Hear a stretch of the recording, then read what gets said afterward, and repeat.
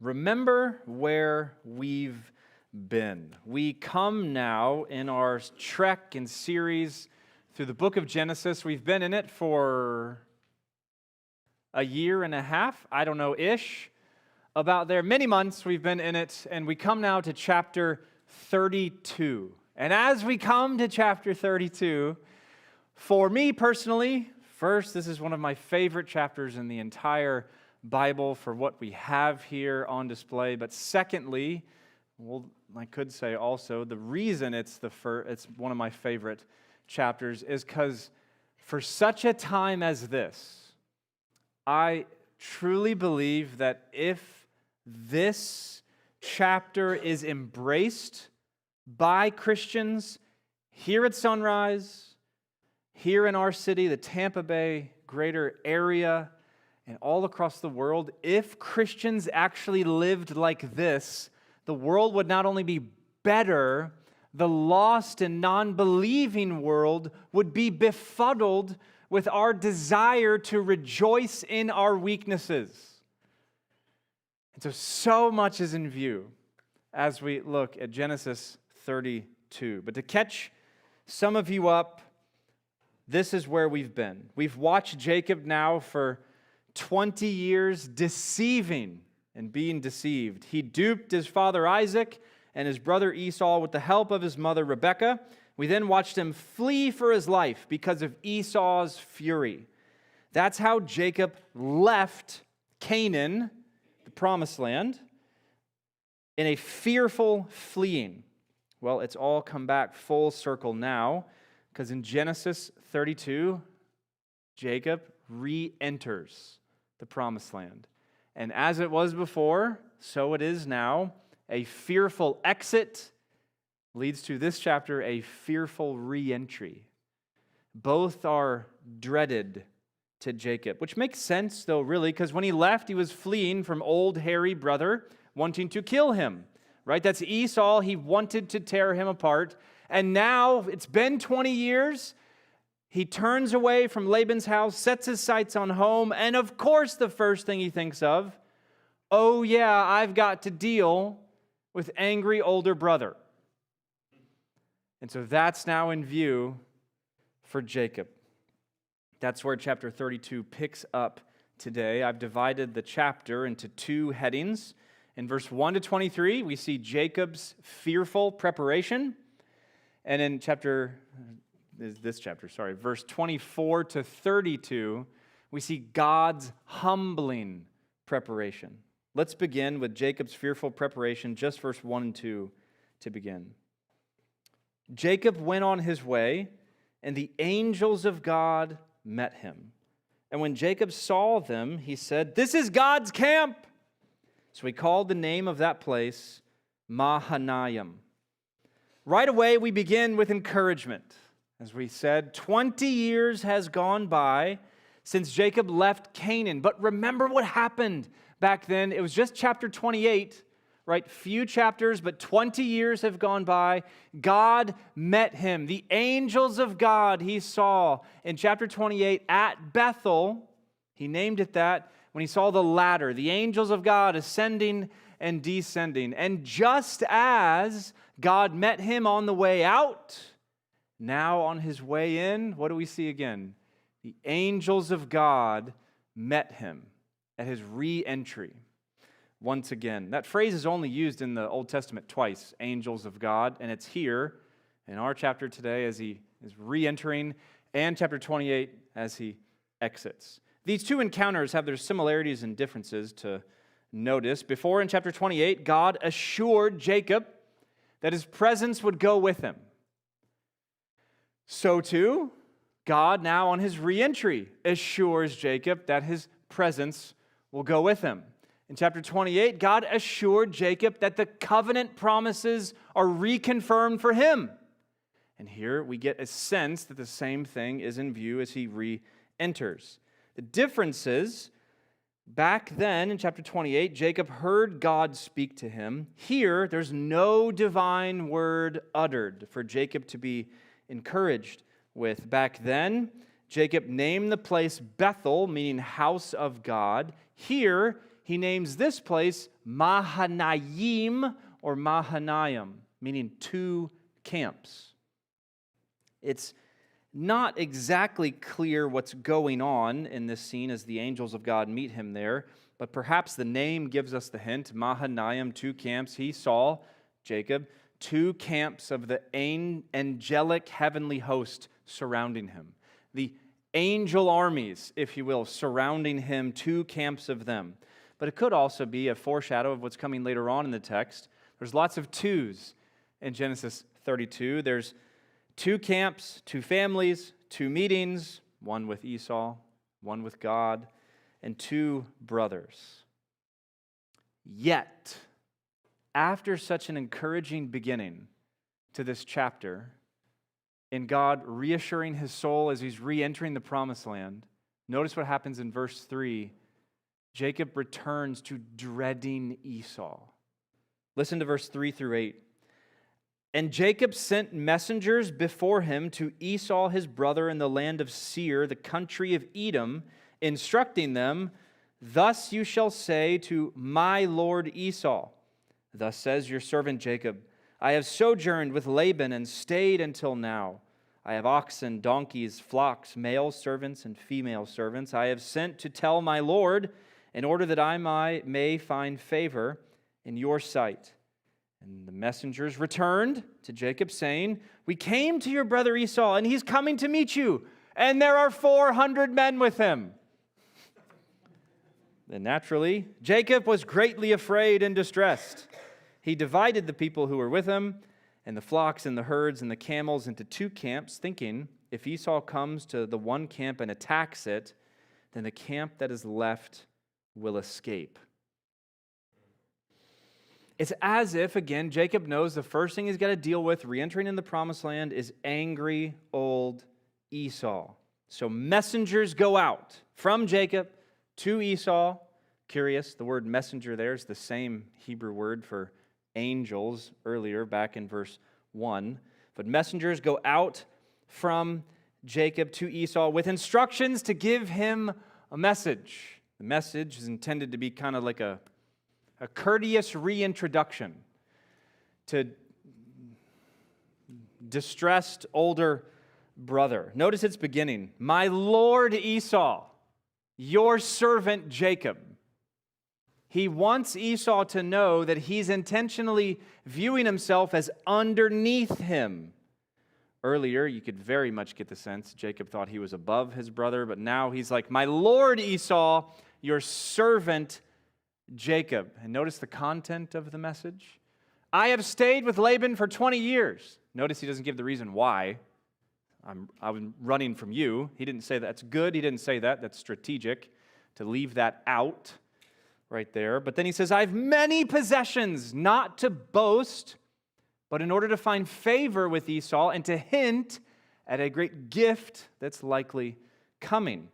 Well, these messengers go out in verse 3. They come back in verse 6 with news that terrifies him. Esau's not only coming to meet him, and we're like, oh, great, but he's got 400 men with him. Now, this phrase, 400 men, interestingly, in the Old Testament, it's used many times. Rarely is it intended to be an exact number.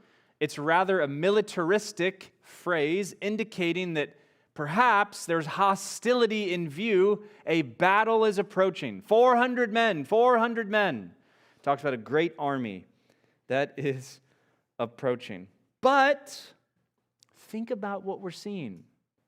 We as the readers, I don't think we should share the same fear that Jacob has in this moment. Why? Well, the messengers came back. Did you gloss over that part? If Esau was bent on killing Jacob still, messengers are going to die. The whole family's dead. Messengers are not going to be coming back. So we as readers even get a hint, this is not quite how Jacob should be perceiving things. For him, his perception is driving his reality. He's afraid, So of course he thinks Esau's there to kill him. Church, we can just pause here and say, this is what a guilty conscience will do to you. This is what a guilt does in the soul, what it brings about. If you know you're in the wrong, if you know you've done wrong, you're going to imagine the worst. Your perception will be different than reality. Those two are different. We know this, right? I think people get this confused today. They think perception is reality. I think perception matters. Reality is reality. Sometimes our perception's in line with it, and sometimes it's not. Jacob's clearly is not.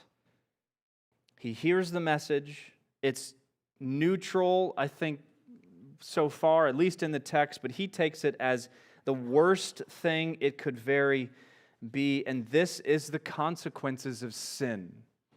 When you're in sin and disobedience long enough, your whole world is going to be turned toward a certain negative bent. You'll imagine the worst of everyone else around you, that everyone's out to get you, that you can't trust them, and that you're better off just by yourself. So with that type of mindset, you see what Jacob does? He divides his family in half. You wonder which wife went with what half. Just saying, Rachel's not with the one that went further out, right? That's Leah. Yikes, again. But notice, he divides them in half, sends them on ahead, and he stays behind. Rather than putting the whole family behind him and he going out, the man he ought to be, to deal with Esau alone. His family is put almost as a protector. If I lose half of them, maybe the other half will be okay. This is what Jacob is thinking. Church, sin makes us fools. That's what we're seeing in the text there. Yet, notice, even in his great fear, he could be paralyzed, but he's not. In his great fear, he prays. Listen to verse 9 to 12. And Jacob said, O God of my father, and God of my father God of my father Abraham, and God of my father Isaac, O Lord, who said to me, return to your country and to your kindred, that I may do you good. I am not worthy of the least of all the deeds of steadfast love and all the faithfulness that you have shown to your servant, for with only my staff I crossed this Jordan, and now I've become two camps. Please deliver me from the hand of my brother, from the hand of Esau, for I fear him, that he may come and attack me, the mothers with the children. But you said, I will surely do you good, and make your offspring as the sand of the sea, which cannot be numbered for multitude. Clearly, Jacob's fear of Esau rises up within him a deep sense of need and weakness. So finally, and I mean that word because last week, I think, I don't know if half of you is quite adequate, but a large number of you disagreed with Andrew and I on our take on Jacob in chapter 31, that he's all bad, and he's just still deceiving there. This is where the turn happens. We start to see good here, not there, here, because what's about to happen also. But this prayer is wonderfully exemplary. It's the first prayer we have actually recorded in Genesis from Jacob. Before it just says maybe he did this, but now we have it written out, and it's actually the longest prayer in the whole book of Genesis.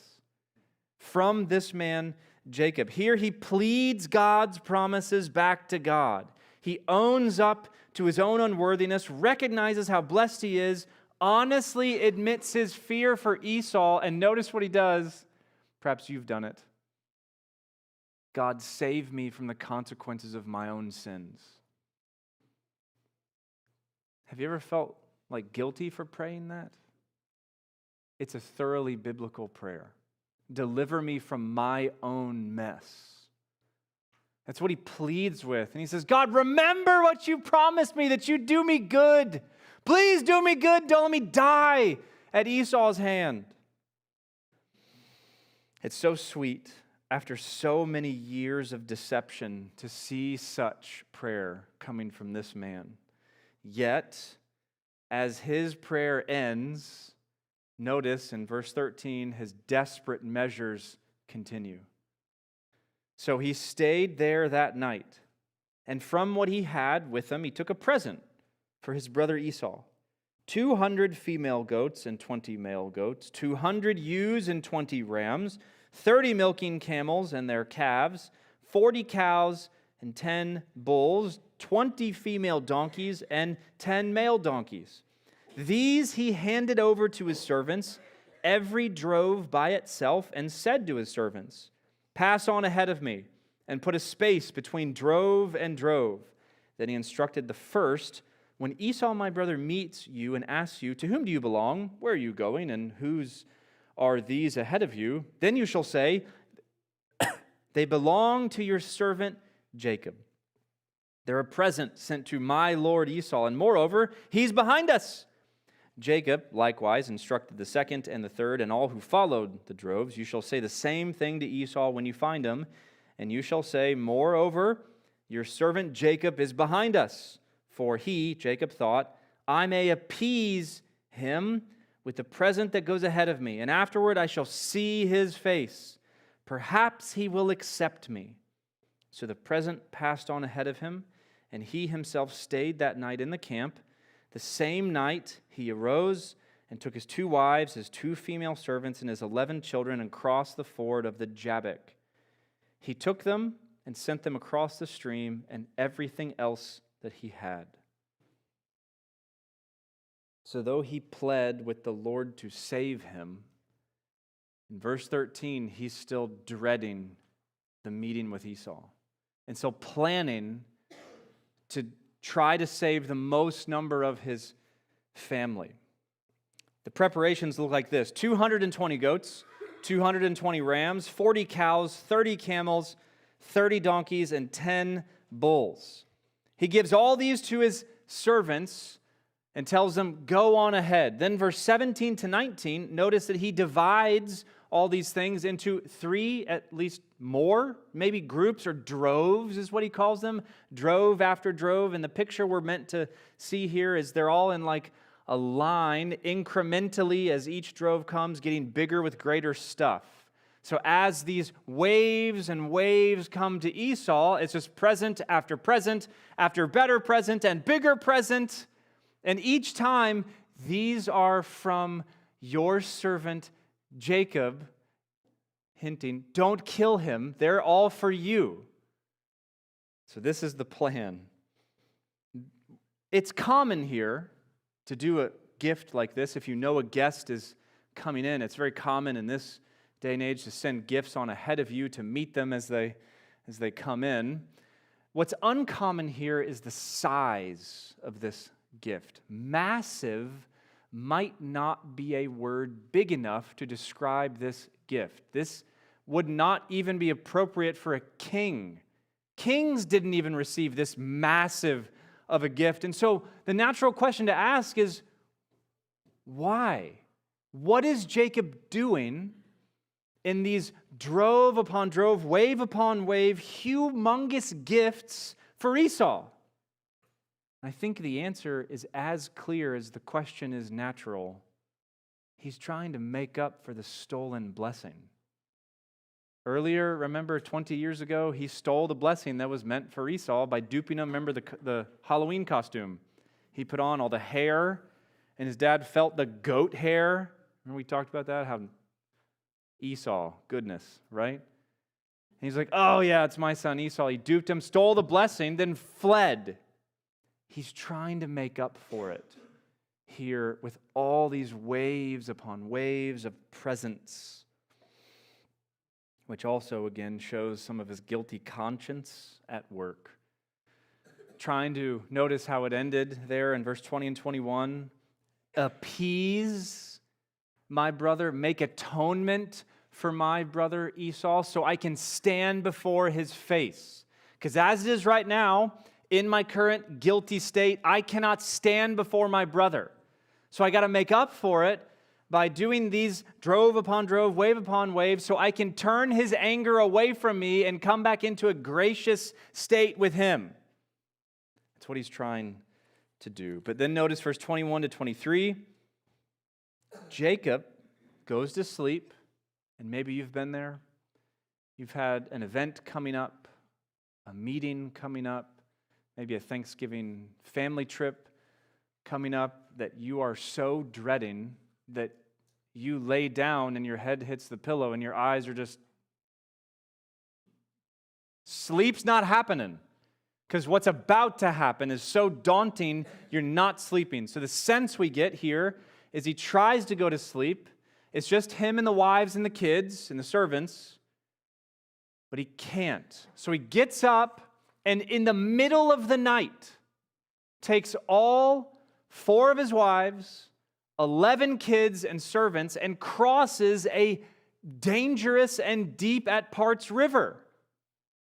And the sense is that they all cross and he comes back, perhaps to do one last check or something.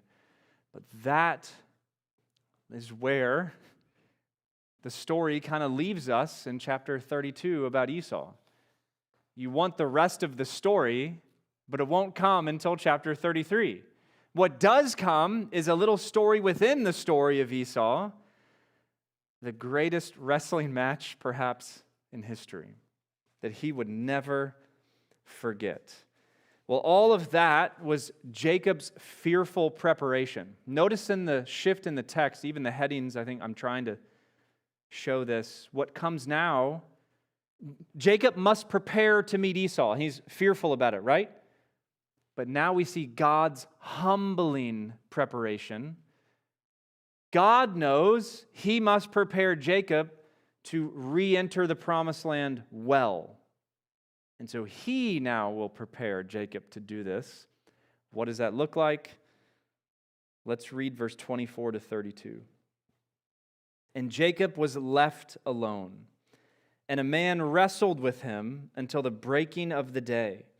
When the man saw that he did not prevail against Jacob, he touched his hip socket, and Jacob's hip was put out of joint as he wrestled with him. Then he said, "Let me go, for the day has broken." But Jacob said, "I will not let you go unless you bless me." Then he said to him, "What is your name?" And he said, "Jacob." And he said, "Your name shall no longer be called Jacob, but Israel. For you have striven with God and with men and have prevailed." Then Jacob asked him, "Please tell me your name." But he said, "Why is it that you ask my name?" And there he blessed him. So Jacob called the name of the place Peniel, saying, "For I have seen God face to face, and yet my life has been delivered." The sun rose upon him as he passed Penuel, limping because of his hip.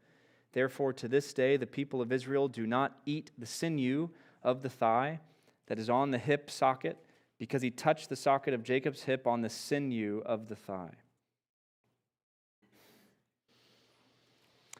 I remember when I was 7 or 8, Luke's your age. I remember that. I don't know about you. This was like, 89 to like 94 back then. I was so big into professional wrestling. And my favorite wrestler was Goldberg. Does anybody remember Goldberg?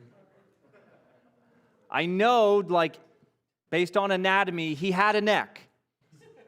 But you couldn't see the neck because his traps like just went up to his ears. Like this guy was a mountain of a man. It's like his earlobes ended here. Like 2 centimeters later, his traps began. And it just gave way to shoulders that like made Karl Malone, that's a name from the past, that like probably jealous of. Like this guy was a mountain of man. My favorite wrestler used to be an Atlanta Falcon linebacker turned wrestler. Well, WCW came to Atlanta during this season, or whatever they call it, chapter of the made-up story. Anyway, my dad got tickets, and so the two of us were up in the nosebleeds. And I remember, I think we brought binoculars at the Georgia Dome back then, the old dome.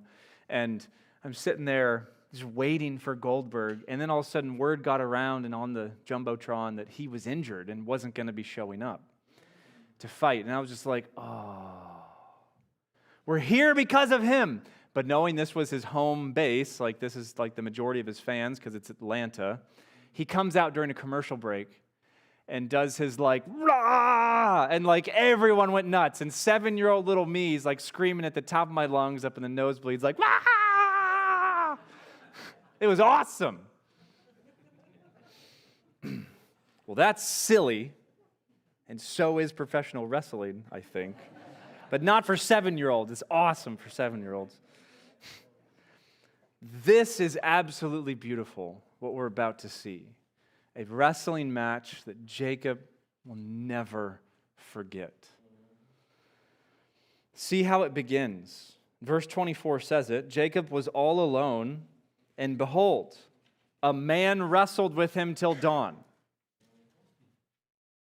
How, if there's ever a place we want more description, like I want more description here, like I want the ESPN like highlights, and I want to know what happened, see them in their corners and come together, but all we get, think about what this would have been like. Jacob, not a small guy. Remember we talked about Esau, take the hair off, that's Jacob. He's a huge guy himself. He took the stone off the well himself, and everybody around just went, it took like 5 guys to do that. But all of a sudden, he's there dead of night, can't see anything. He felt hands grab him. Hands that he had a hunch were stronger than his. And he wrestles with this man. We know it's God from the end of the text. He does not know that yet. He wrestles with this man until dawn. We don't know how long the beginning of the match till dawn was, but he wrestled with him all night, we think. 2 details come in verse 25. First, notice the strange phrase. We know this is God, but notice here this other man, God, could not prevail over Jacob. Part of me thinks like that this is a father wrestling with his son, like intentionally not losing, or intentionally not letting, or not. You know what I'm saying, right? This is not coming out right here. Intentionally not winning and just keeping it going. This is God. There's some accommodation in view to go down to Jacob's limitations, strong as he was. God, it says, could not prevail over him. But then notice the second detail in verse 25. Even though he couldn't prevail over him, we see the strength of the Lord with just a mere touch. He puts his hip out of socket, and even though he knows it's over, it's done, the match is over, Jacob's lost, he hangs on until dawn, does not let go of God. The silence is broken in verse 26 with God saying, "Let me go, for the day has broken," which clues us into books and verses that will be coming after Genesis that say things like you cannot see God face to face. So he knows if day happens, he'll see him, Jacob's dead. Right? This is why Moses has to be hidden in the cleft of a rock. Right? So he's not seeing God's face. Well, it's pitch black. Jacob can't see him, but dawn is approaching. And so God says, "Let me go. It's almost dawn." Then Jacob says, "I will not let you go unless you bless me." So perhaps by now, Jacob knows this is a divine being who has the ability to bless him. But then notice the turn. In verse 27, the other man says, "What is your name?" And all of a sudden, for the first time in Jacob's life, he has to face who Jacob is. The acknowledgement of his name is admission of guilt. The acknowledgement of his name is the admission of guilt. With the word coming out of his mouth, Jacob, he had to confess who he was, deceiver, who he had always been, someone who deceived. He had wrestled with his brother. He wrestled with his father. He wrestled with Uncle Laban. And now, what a thought. He wrestles with the Lord. And so Jacob was forced to admit who he really was. And in this moment, Jacob comes to the end of himself.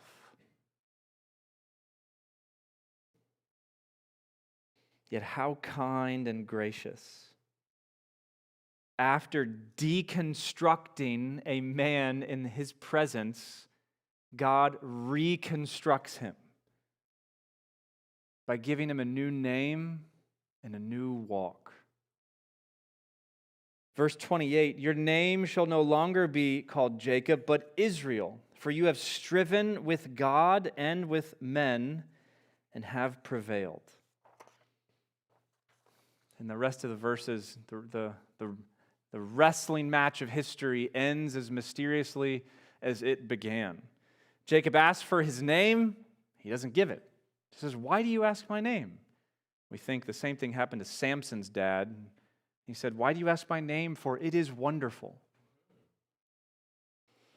Jacob knew, as verse 30 makes clear, that he had come face to face with God and had been delivered. And so what does he do after that? He limps away. And we know from the very first verse of chapter 33, the very next thing we see is he limps away to meet Esau face to face. Not a coincidence that it's God face to face. Now he's ready to meet brother face to face. Jacob tried to prepare. God prepared Jacob to meet Esau. How glorious is this to see? Not only the strange dietary law that Israel had, they don't eat the part of the hip, perhaps they think, that was put out of joint on an animal. They're not cannibalistic, eating human hips. I had that thought when I was reading this. But how glorious to see this result. This is indeed a new chapter, a new beginning for Jacob. No doubt, though, it was the hardest and best day of his life at the same time. Yes, the Lord's name was too wonderful for his ears. The Lord's face was too wonderful for his eyes. But he gives him a great gift and a new name and a new walk. No longer was Jacob's walk a strut or a swagger. Now he finally knew one who was stronger than he. Proud Jacob wrestled with God and left limping, humbled Israel, who would walk with a limp the rest of his life. And it was the best thing for him. He would never be the same, this man, this deceiver. But his descendants would also never be the same, because every time or when they thought of it, they heard the name Israel, they'd remember the origin story. They would remember where the name came from. That as our father Jacob prevailed, so too will we over the nations trying to conquer us. But the great lesson, notice, how did Jacob prevail? Not by might or by power, but through weakness. Jacob prevailed with God and came into great blessing. So too could they. The only way, notice how curious of a coincidence here we see, not a coincidence, planned providence in view. Jacob re-entering the promised land, humbled, limping Israel, comes into blessing through weakness. What does wandering Israel need to hear as they're reading this the first time, as Moses pens this for them? They can come into the wilderness as Jacob did, boasting in their weakness, trusting the Lord to be strong for them. How timely would that message would have been? It was life-changing for Jacob, life-changing for Israel. And the same is true for the Lord Jesus and for us. Jesus did not come and conquer the world, the flesh, and the devil by a display of great power and might. No, he came and conquered the world, the flesh, and the devil by weakness. The weakness of the eternal Son of God, adding to himself a human nature for the first time in his eternal existence. He willingly then endured everything that comes with full humanity, except sin. And then willingly endured a death he didn't deserve, so that sinners like us could go free at the feather touch of faith. And in this, Jesus not only through weakness defeated sin, but provided everything we needed to be saved. Back then, it looked like weakness. Today, people still see it, and it looks like weakness to them that are outside the church. They say, your Savior died. Why are you still singing to him? But to us and to all who believe, this is nothing less than the power of God. And so as it was true for Jacob, as it was true for Israel, as it was true for Jesus, it's true for you and I. How so? The posture of a Christian is a limp, not a strut or a swagger. Weakness is now our strength. Humility is the king of virtues, while pride is the chief vice. The character of the kingdom is decrease, not increase. One author, Jared Wilson, a great friend of Emmanuel Community Church, said it like this: the world needs Christians who've had their swagger gospeled out of them. The world needs Christians who've had their swagger gospeled out of them. So has that happened to you? Or do you still walk with a strut, as if you're the coolest thing since sliced bread? Do you walk with a swagger, or has the gospel unswaggered you? Has it changed how you walk? Do you have a limp now? In soul, knowing how weak you really are. This is what the church must be in the world.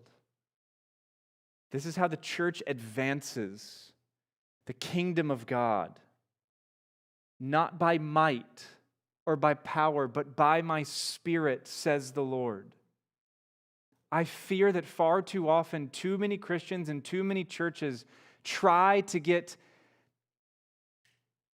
this display to the world that we're really impressive.